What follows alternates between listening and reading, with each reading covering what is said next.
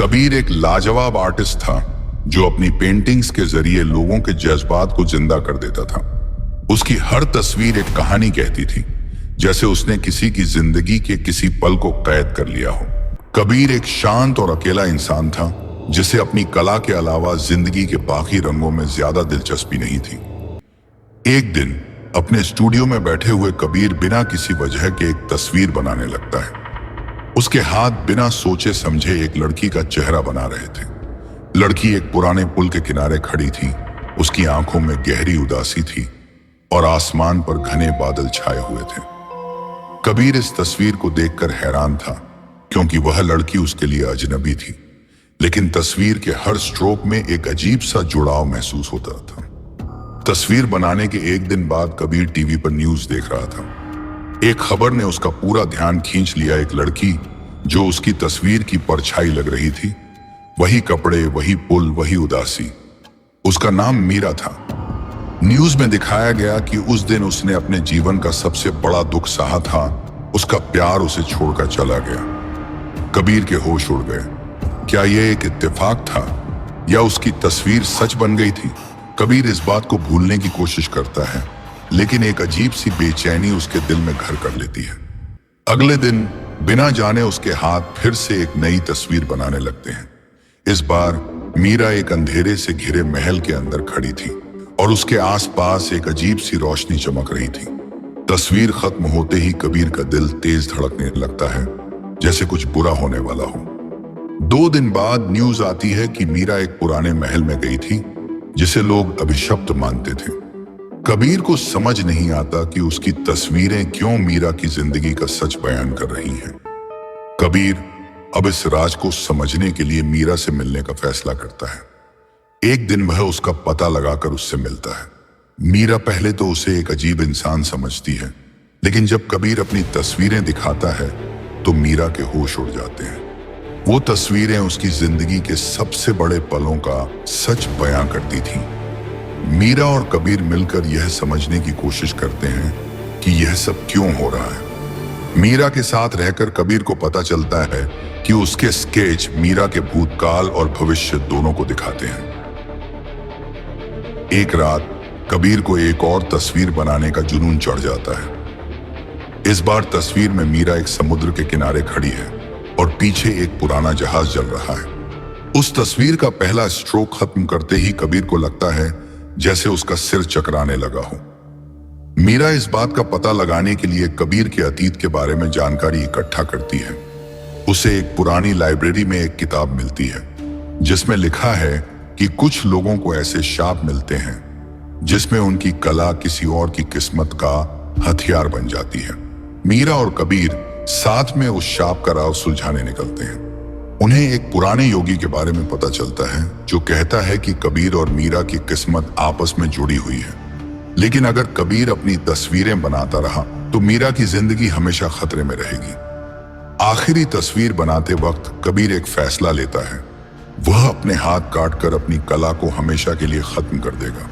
लेकिन तस्वीर के आखिरी स्ट्रोक में एक राज खुलता है। मीरा और कबीर पिछले जन्म में एक दूसरे से जुड़े थे और उस शाप की शुरुआत वहीं से हुई थी। मीरा और कबीर योगी के बताए रास्ते पर चलते हुए एक पुराने मंदिर पहुंचते हैं जो एक वीरान पहाड़ी पर स्थित था। मंदिर के अंदर उन्हें एक प्राचीन ग्रंथ मिलता है जिसमें उनके पिछले जन्म की पूरी कहानी लिखी हुई थी। पिछले जन्म में कबीर एक राजकुमार था और मीरा एक साधारण किसान परिवार की लड़की।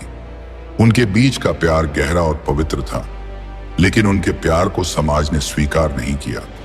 राजघराने ने मीरा को एक झूठे आरोप में फंसाकर कारागार में डाल दिया, जहां उसने अपने प्राण त्याग दिए। मरने से पहले मीरा ने एक वचन लिया था कि वह अगले जन्म में कबीर से अपना प्यार हासिल करेगी, लेकिन राजकुमार कबीर ने मीरा की मौत का बदला लेने के लिए अपने परिवार को छोड़ दिया और एक कलाकार बन गया। कबीर ने मीरा की याद में ऐसी पेंटिंग्स बनाई जो इतनी वास्तविक थीं कि वे सजीव लगती थीं। उसकी कला ने देवताओं को भी आकर्षित किया, लेकिन जब वह अपनी कला के जरिए मीरा को वापस लाने की कोशिश करने लगा तो उसे शापित कर दिया गया। शाप था कि उसकी हर तस्वीर किसी और की जिंदगी को प्रभावित करेगी और वह अपने प्यार को फिर कभी पूरा नहीं कर पाएगा। मीरा और कबीर को अपने अतीत की यह कहानी जानने के बाद एहसास होता है कि उनका प्यार पिछले जन्म से जुड़ा हुआ है, लेकिन इस जन्म में उन्हें अपने प्यार को पूरा करने के लिए शाप तोड़ना होगा। योगी उन्हें एक उपाय बताते हैं, तुम दोनों को सच्चे दिल से एक दूसरे के लिए त्याग करना होगा। केवल त्याग और विश्वास ही इस शाप को तोड़ सकता है। कबीर अब समझ चुका था कि उसकी पेंटिंग सिर्फ कला नहीं बल्कि एक दैवीय शक्ति का परिणाम थी, लेकिन वह समझ नहीं पा रहा था कि कैसे अपनी कला का त्याग करे, क्योंकि यही उसकी पहचान थी। मीरा उसे समझाती है, तुम्हारी कला तुम्हारा हिस्सा है, लेकिन अगर यह हमारी जिंदगी को दुखी बना रही है तो इसे छोड़ना ही सही होगा। कबीर मीरा के लिए अपनी कला का त्याग करने का निर्णय लेता है। वह अपनी सारी पेंटिंग्स जलाने की तैयारी करता है, लेकिन ठीक उसी समय एक पेंटिंग जीवंत हो जाती है। उसमें मीरा और कबीर का अतीत सजीव हो उठता है। पेंटिंग के अंदर मीरा की मौत और कबीर का त्याग दिखाया जाता है। मीरा और कबीर एक बार फिर मंदिर जाते हैं। वहां वे अपनी आखिरी परीक्षा का सामना करते हैं।